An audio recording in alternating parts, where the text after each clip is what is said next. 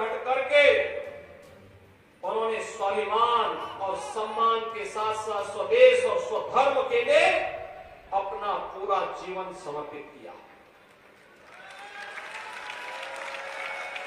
वे चित्तौड़ के उस इतिहास प्रसिद्ध वंश में पैदा हुए,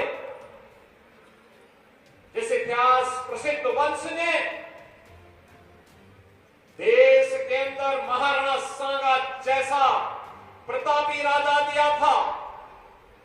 महाराणा सांगा के बारे में कहते हैं कि उनके शरीर में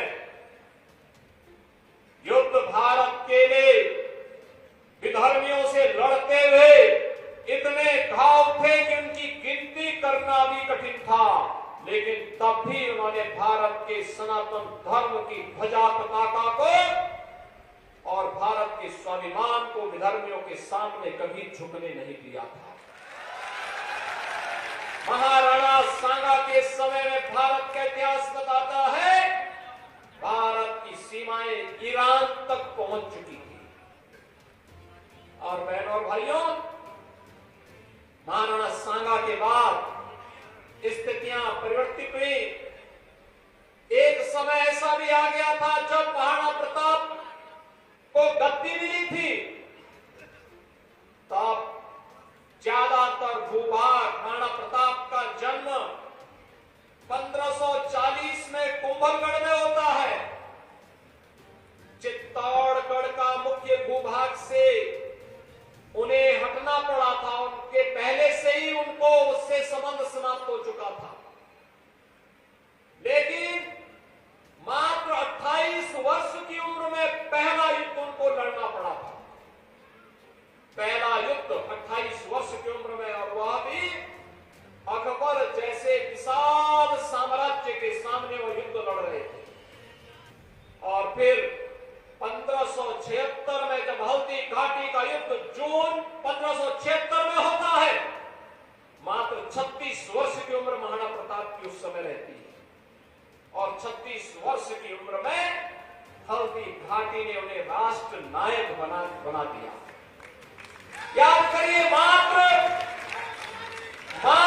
20,000 सैनिकों के साथ अकबर की लाखों की सेना का मुकाबला करते हुए, उनके मारते हुए, काटते हुए वे लगातार उस युद्ध को लड़ते रहे।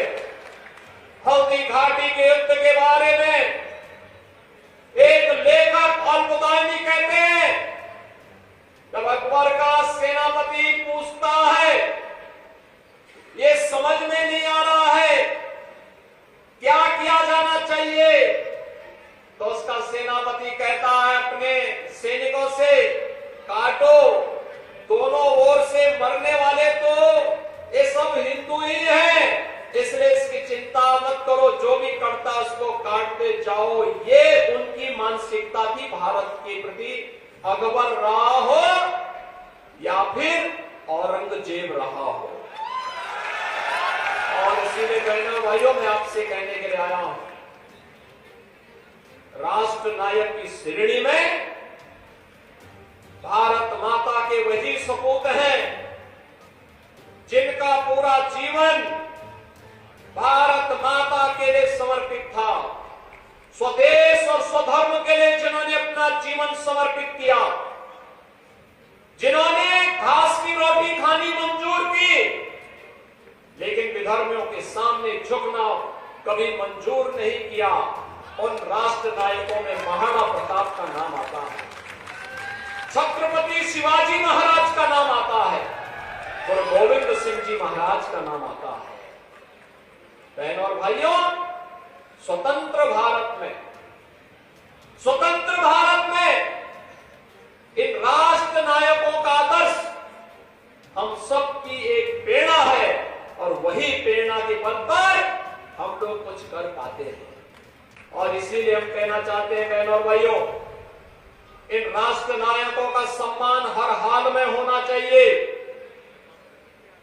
जो लोग इन राष्ट्र नायकों को सम्मान नहीं दे सकते, वे किसी मानसिक विकृति के शिकार हैं और उनके उपचार की आवश्यकता है।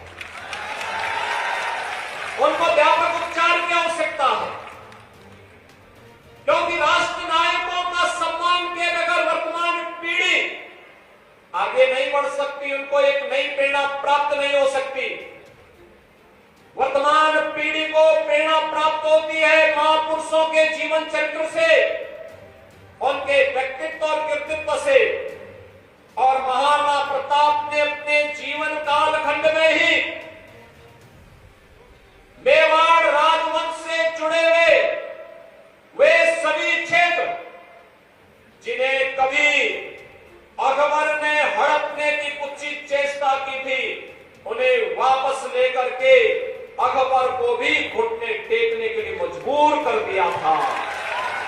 और इसीलिए हम कहते हैं कि नायक तो महाराणा है, महाराणा, अकबर नायक नहीं हो सकता।